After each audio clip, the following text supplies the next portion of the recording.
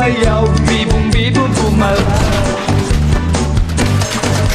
Nung bata pa ako, tinuruan ako ng lolo ng tango. Sa doble boogie rumba, itinuro ng tatay ko. Pinagsama-sama ko, kaya ako ngaya'y bibong-bibo. Kaya ang tawag nila sa akin, Totoy